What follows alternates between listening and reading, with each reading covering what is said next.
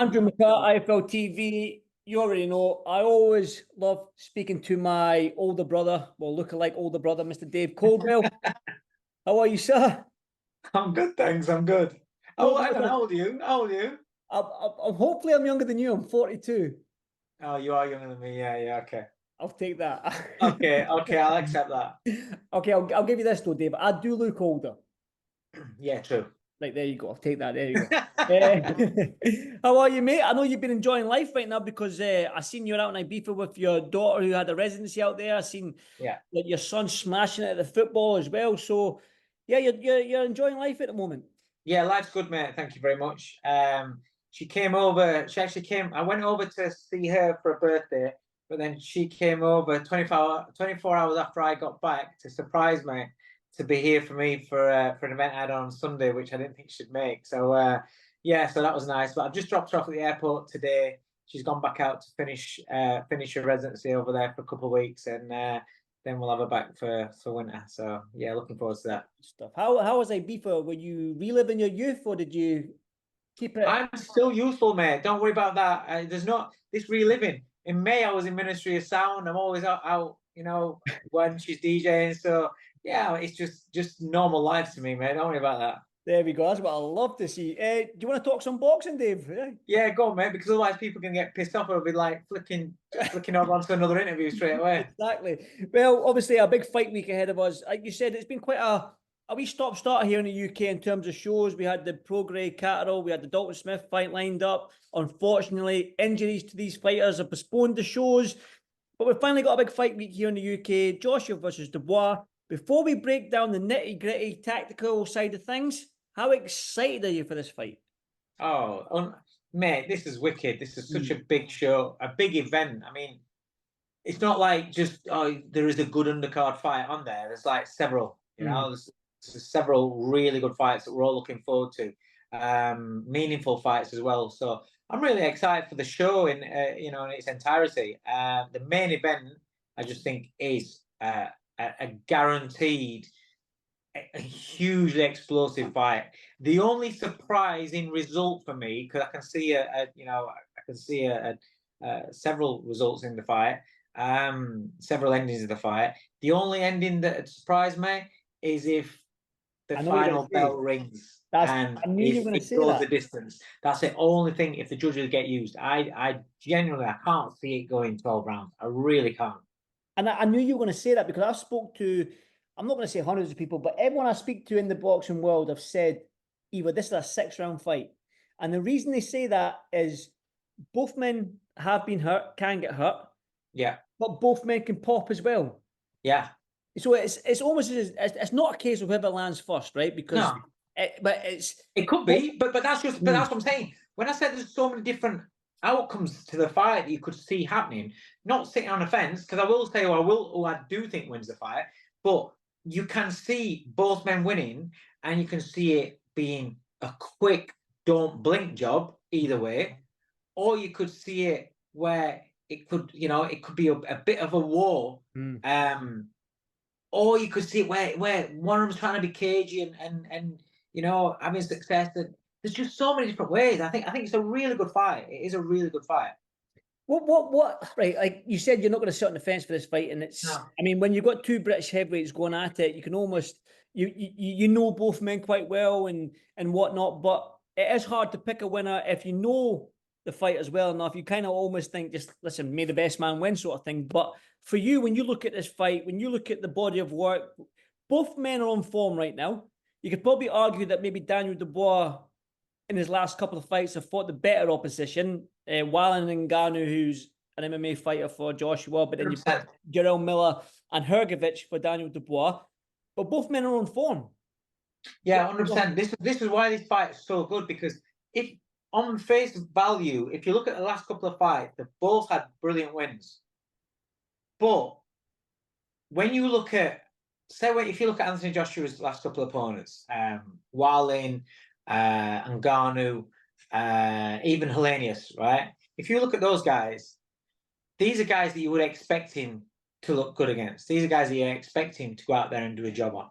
The Wallen fight, he's given people problems in the division before, But that Otto Wallin, when you look at him in that fight, he looked like he absolutely froze. He crapped himself. Also, from the mental aspect, you know that AJ sparred with him before, he's been in the ring with him before, so that uncertainty and everything that we sometimes think about with AJ fights, that wasn't there because he'd been in the ring with him before, so he kind of like knew, you know, when guys have sparred together, you know, they know who's the boss. And he fought like he was the boss, and Wallin fought like somebody who knew what this guy was like with big gloves on and didn't want to get cracked with little gloves on. So not taking anything away, but the win is what you would expect.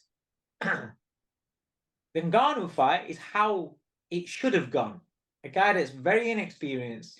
Yes, he's big. Yes, he's strong, but he's tailor-made there for a boxer to go out there and absolutely get. That's kind of like what we would expect.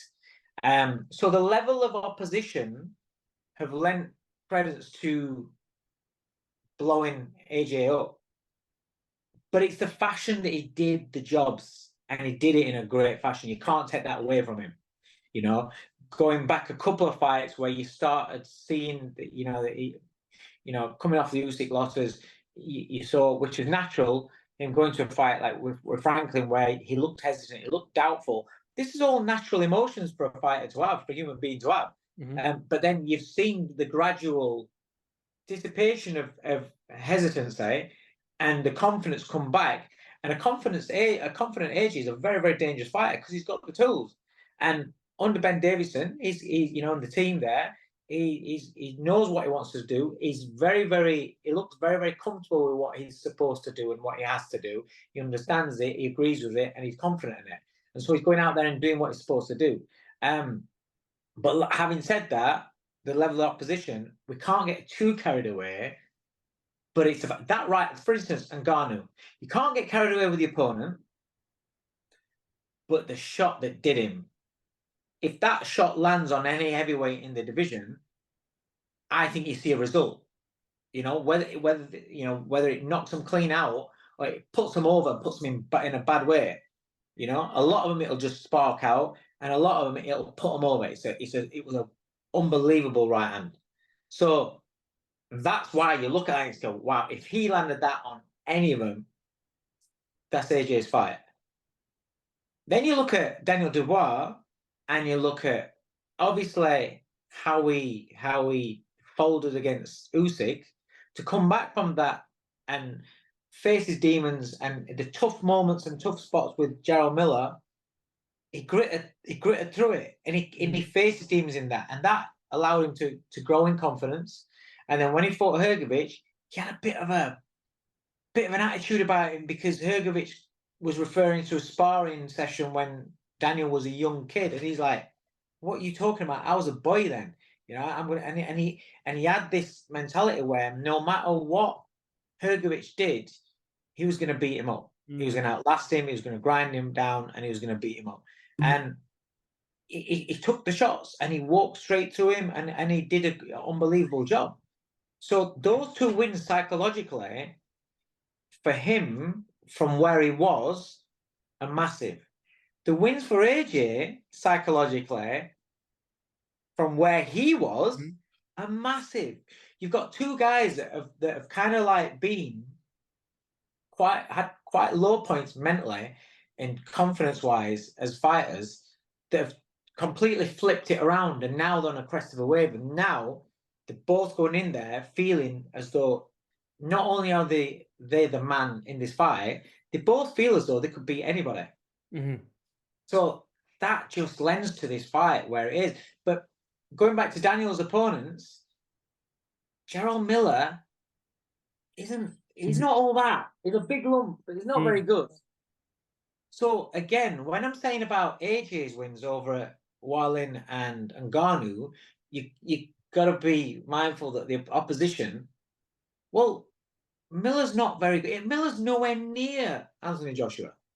And you could probably say Hrgović as well. He's not looked. And so what I was about to say was Hrgović, he's always been touted as on his potential, on his gym stories and things like that. But what was the last fight where he looks massively impressive? You know? So again, would I expect AJ to beat her? And this is even before the Dubois fight. I always expected AJ to beat Hrgović. You know, so again, opposition-wise, although the brilliant psychologically and brilliant performances from both guys, the opposition on there, the opposition, I would say, Dubois would beat Wallin and Dubois would beat Ngannou, and I would say obviously AJ would beat Miller and AJ would beat Hrgović. So in terms of the performances against those guys, it kind of means nothing, because AJ and Dubois are both going into this fight with the tools to beat each other, and quite possibly could beat each other. You say that, but I agree with everything you said there. But those fights have put both fighters in a position mentally where they're happy, and we know that old saying, a happy fighter is a what? It's dangerous. Fighter. So we're going to get two dangerous fighters in there. But that's what I'm saying. Is this fight? You can't really. The previous fights for me they've done the job for the fighters psychologically. So now we have got two fighters who physically are in fantastic shape, but more importantly, mentally, I think they're both at the best that they've been. Certainly, you know, AJ, certainly from what I remember him as, right?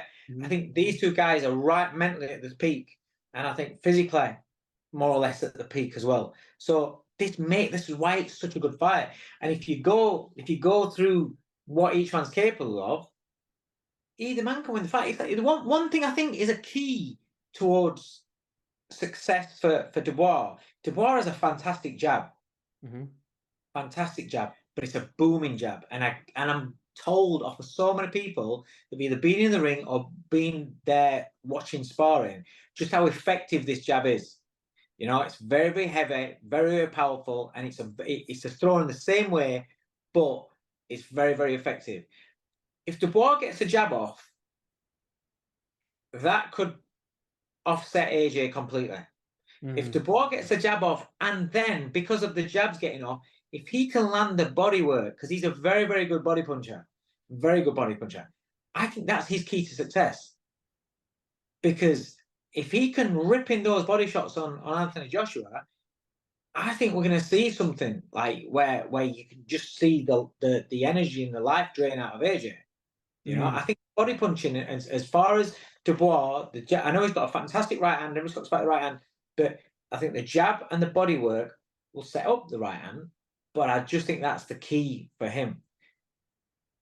But then also, when you're looking at how Dubois gets hit, and that right hand he was getting nailed with by Hrgović all night long, he knew that Hrgović was going to throw that punch. So you can't say, oh, well, okay, well, obviously we need to tighten that up, blah, blah. That would have been worked on before the Hrgović fight. Wouldn't you say? Because you know that Hrgović is a good right-hand puncher. You're going to take away that 1-2 from him because you know that's his money punch. But they never took it away, right from the start. Never took it away. So if you've spent a camp working on that, and that is the result of that, it's not even like made him miss a few, you just walk through them all.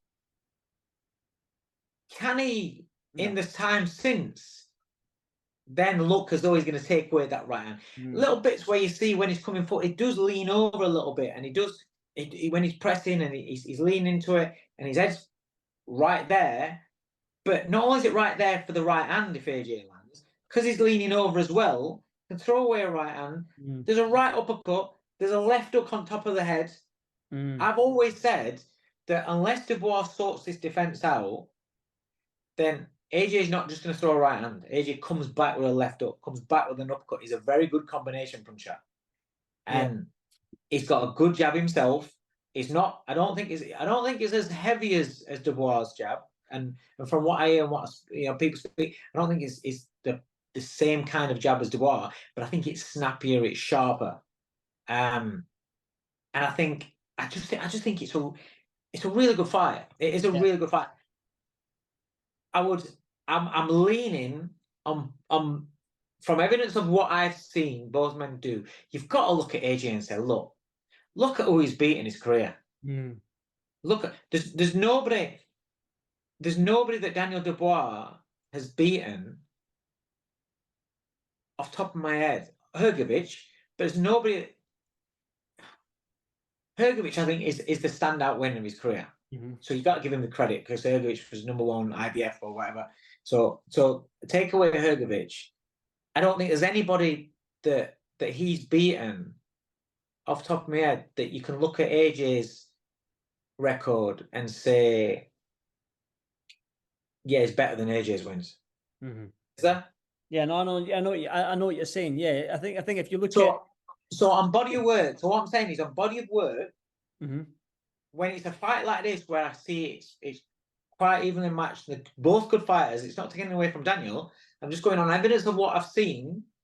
I'll lean towards Joshua, and from evidence of what I've seen about the gaps that Dubois is leaving, I'm leaning towards Joshua, and I think Joshua beats him. You said something a little bit about 3-4 minutes ago, reference the sparring, and Hrgovic talking about the sparring with Daniel Dubois. He got the better of him, and we know sparring. But there's been a lot made of the sparring stories between Dubois and Joshua, how Dubois got the better of AJ in that sparring. He rocked AJ, whether AJ took a knee or his legs went to jelly or whatever the stories that we've heard from different fighters and people that were in the gym. Is that going to play a factor in this fight, or is that something that's so long? But it could do in terms of, so AJ could be looking at Dubois and wanting to put some manners on him because he feels that Dubois is disrespecting him. And he could have, if he fights with emotion, it could get smashed. It could get smashed. You know, trying to prove a point, trying to put this young buck in his place. You're not ready yet, son. Like when they were at the table and it all kicked off, Dubois looks like a guy, again, referencing Hrgovic, what he said, Dubois looks like a guy who feels as though he's not getting the respect that he deserves, or that he feels that he deserves. And people are still seeing him as the young guy, or people are still seeing him as though he's a mentally weak guy. Whereas in his own mind, he feels he's left that behind. He feels that, the Miller fight, the Hrgovic fight, I've proved myself. I've proved that I deserve respect. Give me some respect. And if feels AJ is not giving him respect, then that's why there was that confrontation there at the table. And he was like, I'm ready to go now. And that's insulted AJ. So he's thinking, who are you? Yeah. And he's reacted to it. He might on fight night, because of us, if the sparring stories are true, and because of how he feels as though Dubois disrespected him, he might want to prove a point. I think Dubois mentally is in a zone where, same as that Hrgovic fight, where it's like, no matter what you do to me, I'm going to walk through you and I'm going to knock you out. I think he's got that stubborn. You know, sometimes you get these fighters that can just do that. If the tough, they can take a shot. I think sometimes they do that.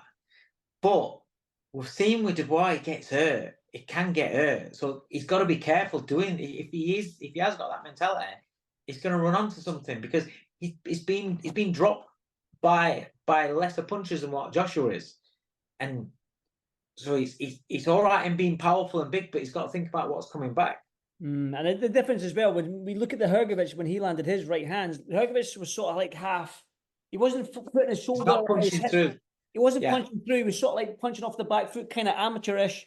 But Joshua, you know yourself, Dave, I think we've spoken about this before. He'll fall through with the right hand, but then even though that's landed, he's going to come back with that left hook.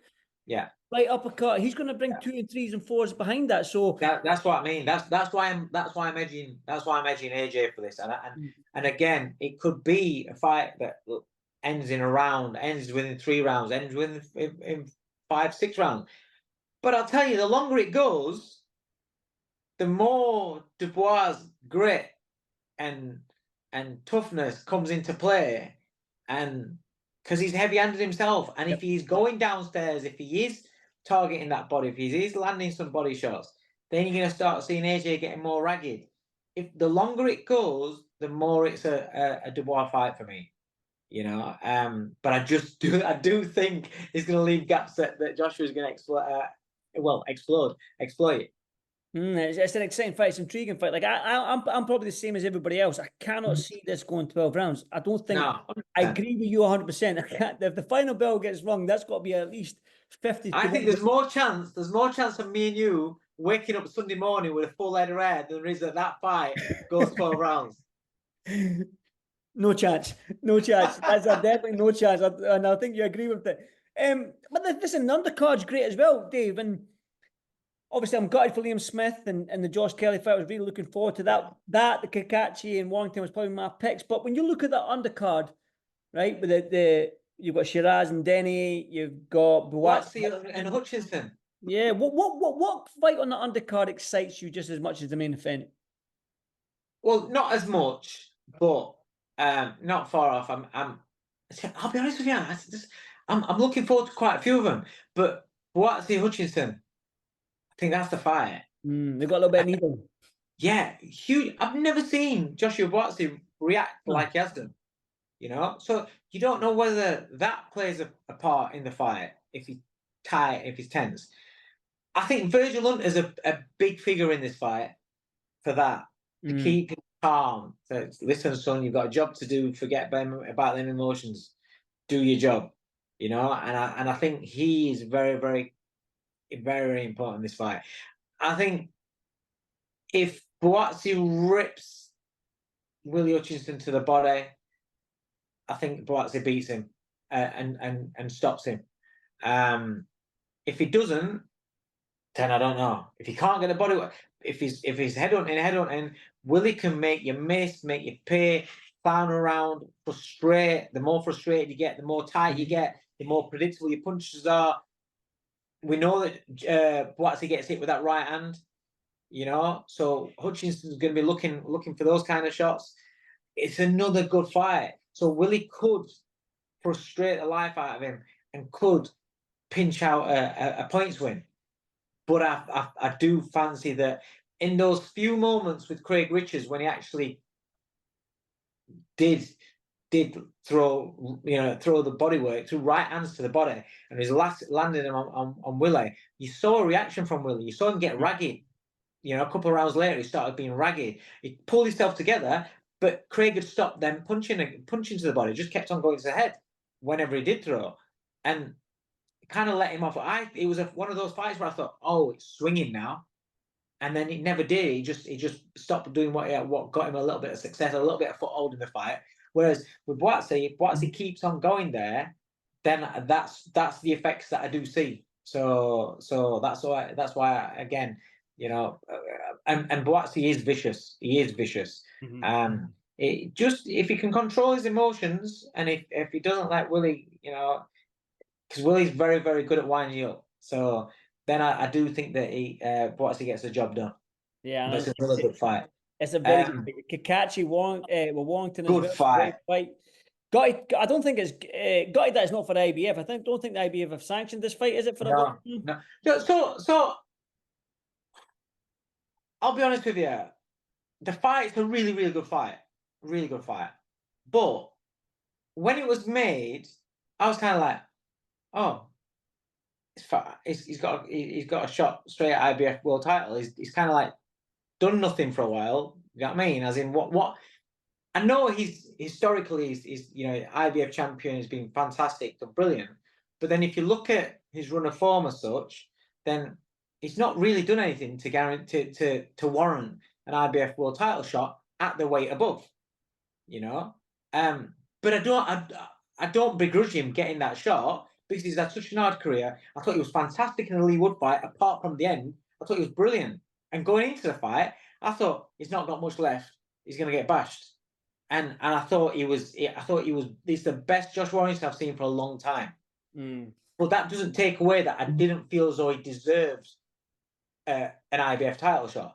But the fight itself is fantastic, and he's getting paid shitloads of money. So really, does it? You know, is he going to be that upset about it? Yeah, because if he wins, then he's IBF World Champion, and whereas now he's not. But in terms of the fight itself, titles don't make the fights. the fighters determine whether a fight is a great fight or not. And in Kakashi and Warrington, I think this is a great fight, a really, really good fight. And it's one of those that, again, this one's harder for me to pick. I think if Warrington is the same Warrington as he was prior to the ending with Lee Wood, then I think Warrington will beat him. But having said that, Kakachi's always been highly rated in the gyms. Everybody to talk to says brilliant. He can, really, really punch. Very good fighter. And then you saw him against Cordina. A little bit fortunate for me in how it turned around. But that win, after years of kind of not getting a big break and years of being in the shadows and just whispers about your name, but never getting that opportunity, all of a sudden you become champion.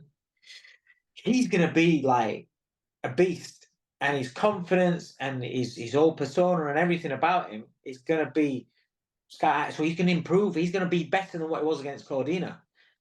So it's a good fight. I don't know who wins the fight. Quick one on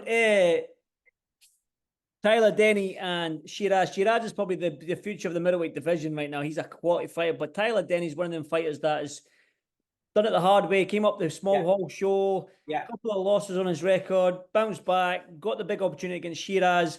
I like this fight. I like this fight. And also sort of like Ishmael Davis is testament to any fighter out there. Yeah. Stay in the gym. Yeah. Just stay in the gym, because who knows when these opportunities will come.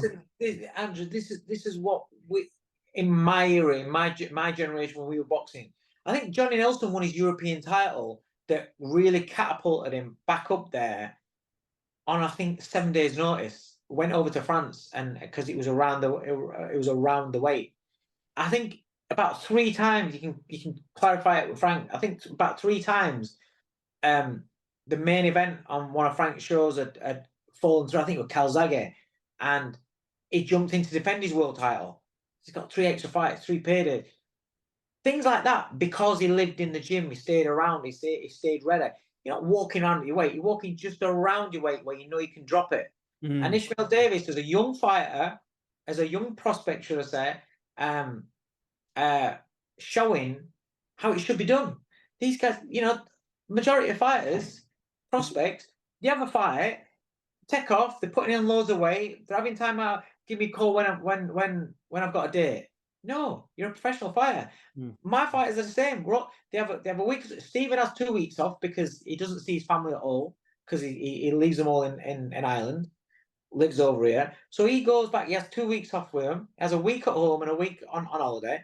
Then he's back in the gym. Everybody else is in the gym. They have a week off, they're back in the gym. We're not killing each other, but we're training. We'll get better. We're still around as weight. And then if a phone call comes and can you jump in? Yes. More fighters need to do that, especially in this climate. People complain because they're not active enough, things like that. Well, if you're not active, be ready. If that phone call goes, you can accept it. And in Ishmael Davis, it's proved, if you stay ready, look at the opportunity he's got. He'll be getting a right whack. Yeah. It'll be life-changing money for him. And it's an opportunity, and he gets to fight at Wembley Stadium. Mate, what is there not to love about that? That fair play to him. Whether he's good enough to beat Josh Kelly's a different matter in terms of my opinion. But he's a good fighter. He'll give a good account of himself, and it's only a plus point for his career. He's got absolutely nothing to lose. Definitely. And like I said, the undercard's brilliant. You've got the main event that we spoke about. Shiraz is probably the future of the middleweight division right now in the UK. It's one of them divisions that is wide open at world level as well. You spoke about Josh. I'm gutted for the Liam Smith-Josh Kelly fight. That was a fight I was really, really looking forward to. Do you know what I'm more gutted about? Is I heard that Lewis Crocker, he put his name forward, and I thought, that's a fight. That is a fight. Please get that made. But it didn't get made. That was one I thought, oh, now that's one of those where you think that for a substitute fight that'd been amazing. But I understand. I understand why that might not happen. I think Crocker's probably that is a dangerous fighter. Yeah, you want from a fan's point of view, I'm like, oh, I want to see that fight. That'd be brilliant. But from a coach and a manager's point of view on Josh Kelly's side, you're like, fuck off. Why do you want to take that at like last minute notice like that? Why would you do that? You want to train properly for him because he's dangerous. If you're taking him on that last minute, you're either very, very confident and almost arrogant about difference in levels, but you can't, and when you're at that stage of your career, you can't afford to take that risk and the wheels come off. So I completely understand why fights like that didn't get made. But you know, Ishmael Davis is a good fighter. He's a very good fighter. I just think Kelly doesn't get the credit that he deserves. He kind of like he's a young fighter, looking $1 million, flash, runs into David Avanesian. Avanesian's world class. You know, he's boxed at world level. He's caused headaches for people. He's beaten people. He's an absolute animal and a beast. And for a young fighter who's kind of had it all his own way, he got railroaded and he got smashed to bits. But he's come back from that and he's looked good, but people are still not giving him credit. And it's kind of like he had that one loss against him, and then everybody just wrote him off, and that was it, done. You know, and I think he's a phenomenal talent, a very, very good talent, and he deserves a lot more credit for his capabilities and his abilities than what he gets. Definitely. Well, it's going to be exciting time. I'm buzzing for that big fight week in the UK again. Cannot wait. Dave, you know I'll probably text you Sunday and get your reaction to the win and see if you're right if the fight didn't go the 12 rounds. I'm sure you will be right for a change. Yeah, that ain't going 12 rounds, man. Definitely not. Dave, as always, thank you so much for taking time out on your Tuesday evening. And like I say, I'll probably catch you on Sunday if you're free. Nice one, mate. No worries. Thank you, Dave. Appreciate it, mate. Thank you. Thank you. Yes.